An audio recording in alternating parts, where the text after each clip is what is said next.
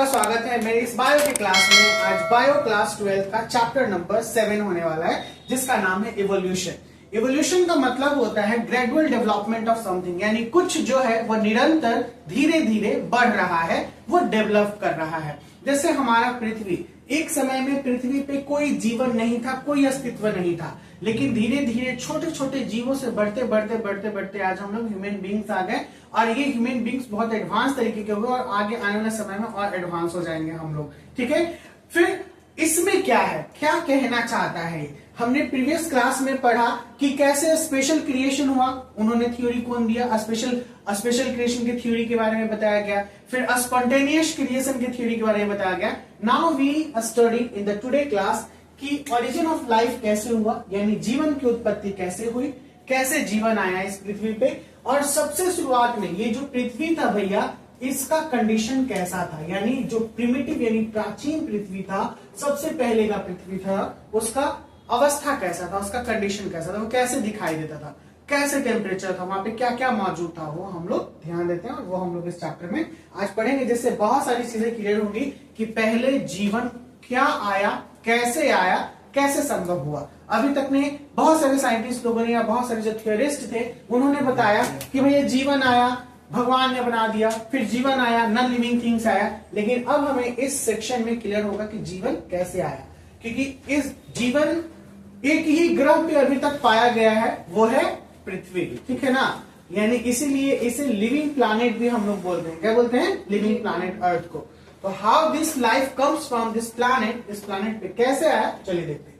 It was believe that, ये ऐसा मानना था कि earth has originated about 4600 million years ago, यानी पृथ्वी की जो जन्म हुई यानी ये आया है, ये 4600 मिलियन ईयर्स एगो आया। मिलियन ईयर्स एगो कहने का मतलब कि हजारों करोड़ों साल पहले आया है। ठीक है, हम लोग जानते हैं 1 मिलियन में होता है 10 लाख, होता है ना, 1 मिलियन में 10 लाख, और ये 4600 मिलियन है, तो समझिए हजारों करोड़ साल पहले ये आया था, यानी ये जन्म हुआ है पृथ्वी का।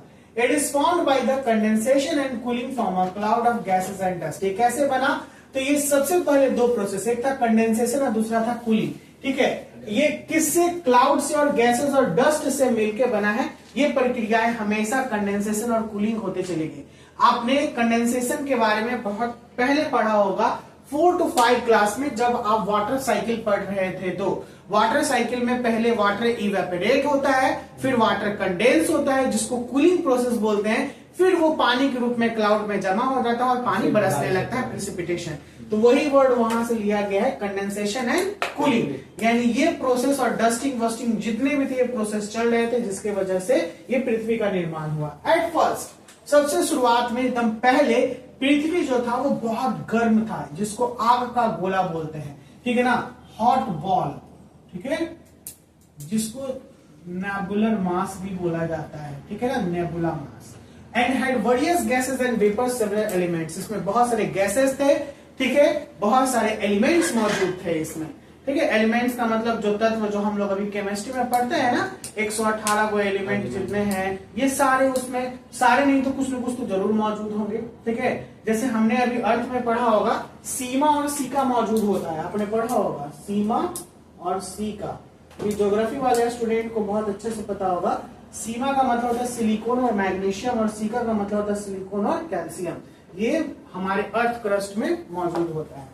आगे आइए, with the passage of time, जैसे जैसे समय गुजरते गया, the earth gradually cool down and gases condensed. जो पृथ्वी का तापमान था वो धीरे धीरे घटते चला गया, और क्या हो गया, ये फिर आगे देखिए जो गैसेस थे वो कंडेंस होते चले गए, यानी कंडेंस मतलब होता है संघनन, जो एक साथ जुड़ते चले गए, मिलते चले गए। ठीक है, जैसे जो अलग अलग गैसेस थे। अब हम कहेंगे कि कार्बन डाइऑक्साइड है, तो ये किस गैस से मिलकर बना है? कार्बन प्लस ऑक्सीजन से मिलकर बना है। ऑक्सीजन, तो डेफिनेटली ये O से मिलकर बना, इसी को ऑक्सीजन हम लोग बोलते हैं ना। आइए, यहां तक में कोई प्रॉब्लम नहीं, कंडेंस हुआ, और इस तरीके से thus a solid crust of earth was formed। ये सॉलिड क्रस्ट का मतलब होता है, जिसपे हम लोग अभी हैं, इसको क्रस्ट बोला जाता है। हमारे अर्थ का 3 पार्ट होता है। जो ये अर्थ देख रहे हो ना, ये अर्थ का, ये भी ज्योग्राफी वाले स्टूडेंट को पता होगा।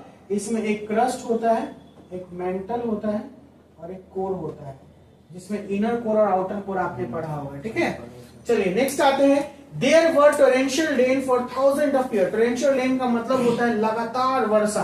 पृथ्वी अभी भी बहुत गर्म है, मान के चलो कि उस समय में पृथ्वी यहाँ में वेरी हॉट यानी 5000 डिग्री सेंटीग्रेड में टेम्परेचर बात करता हूँ, फिर भी धीरे धीरे आते आते ये 1000 डिग्री टेम्परेचर पे आया होगा, फिर भी आते आते 100 डिग्री टेम्परेचर पे आया होगा। 100 डिग्री टेम्परेचर का मतलब समझ रहे हो, ये उबलता हुआ पानी उस समय था। कैसा था? उबलता हुआ पानी। और इस प्रोसेस के दौरान में यहां से यहां तक आने के दौरान में ये लगातार वर्षा हो रही थी, ठीक है। टोरेंशियल रेन में हमेशा एक गर्म तावा देखते ना, गर्म तावा पे क्या होता है, एक बूंद अगर पानी गिरा तो छन से उड़ जाता था, तो उसी तरीके से था। लेकिन ये प्रोसेस करने के बाद हमेशा हम लोग जानते हैं वाटर साइकिल में इवेपोरेशन होता है, कंडेंसेशन होता है, प्रेसिपिटेशन होता है। इवेपोरेशन होता है, कंडेंसेशन होता है, प्रेसिपिटेशन होता है, लगातार ये चलते रहता है। और यही साइकिल यहाँ पे चल रहा था। फिर उसके बाद धीरे धीरे जब ये कूल डाउन हुआ टोरेंशियल रेन की वजह से, हजारों साल चले, तो क्या क्या बना, वाटर बॉडीज बना, जैसे ओशियन, ठीक है। यानी धीरे धीरे वो पानी जो था, धीरे धीरे ये पानी जो बहुत तेजी से गर्म था वो धीरे धीरे कूल डाउन हुआ, तो फिर ओशियन और वाटर बॉडीज बने, यानी महासागर, सागर और वाटर बॉडीज कुछ कुछ बने। The earth atmosphere at that time was reducing atmosphere. Earth atmosphere उस समय में रिड्यूसिंग एटमोस्फेयर था, यानी रिड्यूसिंग का मतलब यहाँ पे ऑक्सीजन नहीं था, ऑक्सीजन नहीं था, तो इसलिए इसे रिड्यूसिंग बोला गया। And not an oxidising one as today, जैसे आज के समय में ऑक्सीजन मौजूद है तो इसे ऑक्सीडाइजिंग बोलते हैं। कोई भी चीज ऑक्सीडाइज होता है, हम लोग जो खाते हैं ऑक्सीडाइज होता है, हम लोग सांस लेते हैं ऑक्सीडाइज होता है, लेकिन उस समय में ये नहीं था। There were large quantities of, क्या क्या मौजूद था, हाइड्रोजन मौजूद था, नाइट्रोजन मौजूद था, ठीक है, वाटर मौजूद था क्योंकि पानी है, वाटर वेपर के रूप में, ठीक है ना, गैसेस के रूप में है, कार्बन मोनोऑक्साइड मौजूद था, मीथेन मौजूद था, ठीक है, अमोनिया मौजूद था, फ्री भी बोलते हैं। तो ये सारी जो चीजें हैं मौजूद था प्रिमिटिव एटमॉस्फेयर में। कोई दिक्कत? तो ये क्वेश्चन जो भी आपका आया है ना, ये MVVI क्वेश्चन है, आपका नीट में भी क्वेश्चन किया है कई बार ये, कि अर्थ एटमॉस्फेयर जो the primitive atmosphere of earth contain which type of element, और क्या क्या रखता था उस समय में। तो hydrogen, nitrogen, water vapour, carbon monoxide, methane, ammonia, ये सारे रखते थे प्रिमिटिव एटमॉस्फेयर में, ठीक है। उसमें से ऑप्शन देगा 2022 या 2022 से 21 का ये क्वेश्चन था, ठीक है, नीट का क्वेश्चन।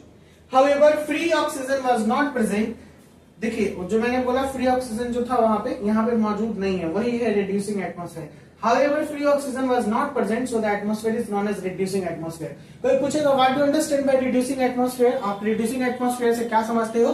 तो reducing atmosphere इसे कहते हैं जिस समय में कोई भी एटमॉस्फेयर में ऑक्सीजन मौजूद नहीं रहेगा, उसे हम लोग क्या बोलेंगे, रिड्यूसिंग एटमॉस्फेयर बोलेंगे।